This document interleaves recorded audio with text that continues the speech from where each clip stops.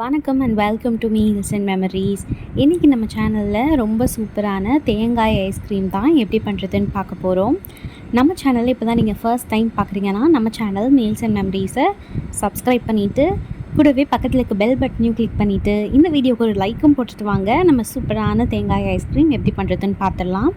நம்ம சேனலில் இதுக்கு முன்னாடியே கோதுமை மாவு வச்சு வெண்ணிலா ஐஸ்கிரீம் எப்படி பண்ணுறதுன்ற வீடியோ போட்டிருக்கேன். அந்த வீடியோ இந்த வீடியோவோட கடைசியில் கொடுக்குறேன். ப்ளஸ் டிஸ்கிரிப்ஷன், ஐ கார்ட்ஸ் இது எல்லாத்துலேயுமே கொடுக்குறேன். கண்டிப்பாக அதையும் செக் பண்ணி பாருங்கள். அது அட்டகாசமாக இருக்கும். கோதுமை மாவில் செஞ்சதுன்னே சொல்ல முடியாது, அந்த அளவுக்கு இருக்கும். இன்றைக்கி நம்ம தேங்காய் ஐஸ்கிரீம் ரெண்டாக பண்ணியிருக்கோம். ஒன்று இந்த மாதிரி ரோல்ஸ் மாதிரி கட் பண்ணியிருக்கேன். இன்னொன்று நம்ம கப்பில் சாப்பிட்ற மாதிரி பண்ணியிருக்கேன். ஸோ ஃபஸ்ட்டு நம்ம ஒரு மிக்ஸி ஜார் எடுத்துக்கிட்டு ஒரு ஃபுல் தேங்காய் 2 மூடி தேங்காய் இருக்கும் இல்லையா, அது எல்லாத்தையும் நல்லா துருவிட்டு அதை நான் மிக்ஸி ஜாரில் மாற்றிக்கிறேன். இப்போ நம்ம இதை நல்லா பேஸ்ட்டாக அரைக்க போகிறோம். ஸோ தண்ணியெல்லாம் எதுவுமே சேர்க்காமல் பால் சேர்த்து தான் அரைக்க போகிறோம். நான் 200 ml பால் சேர்த்துக்கிறேன். பால் சேர்த்துட்டு நல்லா மூடி போட்டுட்டு நல்லா ஃபைன் பேஸ்ட்டாக அரைச்சி எடுத்துக்கிறேன். இது இங்கே பாருங்கள், இந்த அளவுக்கு நல்லா ஃபைன் பேஸ்ட்டாக அரைச்சி எடுத்துக்கிறோம். அடுத்ததாக நம்ம ஒரு கடாய் வச்சுக்கலாம். கடாய் வச்சுட்டு அதில் 400 ml அளவு பால் சேர்த்துக்கிறேன். இந்த ஐஸ்கிரீம் செய்யும்போது நல்லா அகலமான பாத்திரமாக எடுத்துக்கோங்க. நான் நல்லா அகலமான கடாயாக எடுத்திருக்கேன். ஏன் அப்படின்னா பால் நல்லா பொங்கி வரும் இல்லையா, அப்போ கீழே சிந்தாமல் இருக்கும், அதுக்காக தான். ஸோ பால் நல்லா காஞ்சி வரட்டும். அதுக்குள்ளே நம்ம இந்த மாதிரி ஒரு சின்ன கிண்ணம், ஒரு பவுல் எடுத்துக்கோங்க. அதில் ஒரு 2 ஸ்பூன் அளவு கார்ன்ஃப்ளவர் மாவு சேர்த்துக்கோங்க. கார்ன்ஃப்ளவர் மாவு சேர்த்துட்டு இதில் 200 ml பால் சேர்த்து நல்லா கட்டிகள் இல்லாமல் கரைச்சி எடுத்துக்க போகிறோம். ஸோ நல்லா ஒரு ஸ்பூன் ஆர் விஸ்க்கு வச்சு நல்லா கலந்து விட்டுருங்க. நான் ஃபஸ்ட்டு இந்த மாதிரி ஸ்பூன் வச்சு கலந்தேன். அப்புறம் லைட்டாக குட்டி குட்டியாக கட்டி வர மாதிரி இருக்குது. ஸோ அதனால் கையை வச்சே நல்லா கலந்து எடுத்துக்கிட்டேன். ஸோ இந்த மாதிரி நல்லா கலந்து எடுத்துக்கலாம். முடிஞ்ச அளவுக்கு நல்லா கரைச்சோன்னா கட்டியே இல்லாமல் நல்லா ஃபைனாக கரைச்சி எடுத்துக்கலாம். இதை நம்ம கரைச்சி எடுக்கிறதுக்குள்ளே பால் பாருங்கள் நல்லா காஞ்சி பொங்கி வருது. பால் இந்த மாதிரி பொங்கி வரும்போது நம்ம சர்க்கரை சேர்த்துக்கலாம். நான் ஒரு 200 கிராம் அளவு சர்க்கரை சேர்த்துருக்கேன். ஒரு 100 கிராம் டம்ளரில் 2 டம்ளர் அளவு சர்க்கரை சேர்த்துருக்கேன். சர்க்கரை சேர்த்துட்டு நல்லா ஒரு டைம் கலந்து விட்டுறணும். சர்க்கரையெல்லாம் நல்லா கரைஞ்சி வரணும். அப்படியே பாலும் பார்த்தோன்னா திக்காகும். இந்த சர்க்கரையெல்லாம் கரைஞ்சதுக்கப்புறமா கொஞ்சம் நேரத்தில் பால் அப்படியே திக்காக ஆரம்பிக்கும். ஸோ நம்ம அது வரைக்கும் நல்லா கலந்து விட்டுடலாம். இங்கே பாருங்கள், சர்க்கரை எல்லாமே நல்லா கரைஞ்சிருச்சு. இப்போது நம்ம கலந்து வச்சுருக்கோம் இல்லையா கார்ன்ஃப்ளவர் மாவு அண்ட் பால், அதையும் நம்ம சேர்த்துக்கலாம். நான் காய வைக்கிறதுக்கு பச்சை பால் தான் எடுத்திருந்தேன். அதே மாதிரி நம்ம கார்ன்ஃப்ளவர் மாவு மிக்ஸ் பண்ணோம் இல்லையா, அதுவுமே பார்த்தோன்னா பச்சை பால் தான். நம்ம நல்லா காய வைக்கிறதுனால நான் பச்சை பால் தான் எடுத்திருந்தேன். ஸோ இப்போ நம்ம வெண்ணிலா எசன்ஸ் சேர்த்துக்கலாம். வெண்ணிலா எசன்ஸ் ஆப்ஷனல் தான். நான் 2 மூடி வெண்ணிலா எசன்ஸ் சேர்த்துருக்கேன்.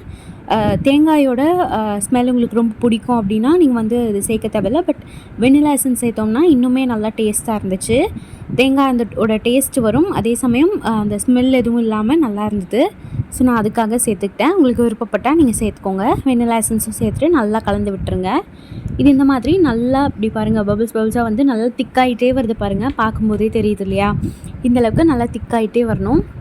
நம்ம அதுக்கப்புறமா அடுப்பை ஆஃப் பண்ணிக்கலாம். ஆஃப் பண்ணிவிட்டு நம்ம ஏற்கனவே கலந்து வச்சுருக்கோம், மிக்ஸி ஜாரில் அடித்து வச்சுருக்கோம் இல்லையா, அந்த தேங்காய் பேஸ்ட்டையும் நம்ம சேர்த்துக்கலாம். ஆக்சுவலாக நம்ம இதை ஆற வச்சதுக்கப்புறமா இன்னுமே திக்காகும். நம்ம தனியாக ஆற வச்சுட்டு தனியாக கூட கடைசியாக நீங்கள் தேங்காய் பேஸ்ட்டையும் சேர்த்துக்கலாம். நான் ஒட்டுக்கா கலந்துட்டேன். அப்புறமா அதை நம்ம ஒரு நல்லா ஆறினதுக்கப்புறமா ஒரு மிக்ஸி ஜாருக்கு மாற்றிக்கலாம். மிக்ஸி ஜாருக்கு மாற்றிட்டு நல்லா அரைச்சி எடுத்துகிட்டு வந்துடணும். நல்லா பீட் பண்ணிக்கோங்க. ஒரு 2 to 3 மினிட்ஸ்க்கு நல்லா பீட் பண்ணி எடுத்துக்கோங்க. நம்ம இதுக்கு முன்னாடி செஞ்ச ஐஸ்கிரீமில் பார்த்தோன்னா நம்ம 2 டைம் பீட் பண்ணி எடுத்துருப்போம். ஃபஸ்ட்டு ஒரு டைம் பீட் பண்ணிவிட்டு அதுக்கப்புறமா ஃப்ரிட்ஜில் வச்சு ஒரு 5 hours ஃப்ரீஸ் பண்ணிவிட்டு மறுபடியும் ஒரு டைம் பீட் பண்ணியிருப்போம். பட் இந்த ஐஸ்கிரீமுக்கு ஒரு டைம் பீட் பண்ணாலே போதுமானது. ஏன்னா நம்ம தேங்காய் பேஸ்ட்லாம் சேர்த்துக்கொள்ள, அதனால நல்லா க்ரீமி டெக்ஸ்சரோட தான் இருக்குமே. ஸோ நான் அதை ஒரு மாதிரி இந்த டம்ளர் மாதிரி இருக்குல்ல, இந்த டம்ளர்லேயும் ப்ளஸ் ஒரு கப்லேயும் வச்சுட்டு ஓவர் நைட் ஃபுல்லாக ஃப்ரீஸ் பண்ணி எடுத்துக்கிட்டேன். அடுத்த நாள் பாருங்கள், நல்லா ஸ்கூப் போட்டு எடுக்கும்போது நல்லா க்ரீமியாக வருது பாருங்கள். உங்கள் கிட்டே ஸ்கூப் இருந்துச்சுன்னா அதை வச்சு எடுத்துக்கோங்க. நான் கரண்டி வச்சு எடுத்துக்கிட்டேன். பாருங்கள் எவ்வளோ க்ரீமியாக இருக்கு இல்லையா, செம்மையாக வந்துச்சு. இந்த கப்பில் இருக்கிறத நான் இந்த மாதிரி வந்து கரண்டி வச்சு எடுத்துக்கிட்டேன். அடுத்ததாக நம்ம டம்ளரில் வச்சுருந்தோம் இல்லையா, அதை வந்து நான் ரோல்ஸ் மாதிரி கட் பண்ணி எடுத்துக்கிட்டேன். அதையும் நான் காட்டுறேன் பாருங்கள். இப்போது ஒரு கப்பில் மாற்றினதுக்கப்புறமா மேலே கொஞ்சமாக அந்த சாக்லேட் சிரப் இருக்கும் இல்லையா, அதை வந்து லைட்டாக போட்டுட்டு நம்ம சாப்பிட ஆரம்பிச்சிடலாம். அவ்வளோ பார்க்குறதுக்கும் அப்படியே கலர்ஃபுல்லாக சாப்பிடணும் போலவே இருந்தது. ஸோ ஐஸ்கிரீம் வந்து வெயில் பயங்கரமாக இருக்கிறதுனால ரொம்பவே உருக ஆரம்பிச்சிருச்சு. இங்கே பாருங்கள், இந்த அளவுக்கு நல்லா உருகிடுச்சு. நம்ம வந்து லைட்டாக வச்ச உடனேயுமே நீங்கள் வந்து சைட்லலாம் கொஞ்சம் தண்ணியில் காமிச்சிட்டு நீங்கள் வந்து இந்த மாதிரி சேர்த்துக்கணும். நான் வந்து அந்த கப்பில் இருக்கிறத எடுக்கிறதுக்குள்ளே இதெல்லாம் வந்து பார்த்திங்கன்னா உருகிடுச்சு, பயங்கர வெயில். ஸோ நான் இதை வந்து ஒரு கத்தி வச்சு நல்லா ரோல்ஸ் மாதிரி கட் பண்ணி எடுத்துக்கிறேன். இங்கே பாருங்கள், நல்லா க்ரீமியாக எவ்வளோ ஸ்மூத்தாக போகுது பாருங்கள். கட் பண்ணும்போது கூட அவ்வளோ அட்டகாசமாக இருந்தது. டேஸ்ட்டும் பயங்கரமாக இருந்தது. கண்டிப்பாக இந்த மெத்தடில் இதே அளவுகளோட இந்த ஐஸ்கிரீம் செஞ்சு பார்த்துட்டு எப்படி வந்துச்சுன்றதை கமெண்ட்ஸில் சொல்லுங்கள். உங்களுக்கு இந்த ரெசிபி பிடிச்சிருந்ததுன்னா இந்த வீடியோக்கு ஒரு லைக் போட்டுட்டு நம்ம சேனல் மீல்ஸ் அண்ட் மெமரிஸை சப்ஸ்கிரைபும் பண்ணிக்கோங்க. டாட்டா பாய்ங்க.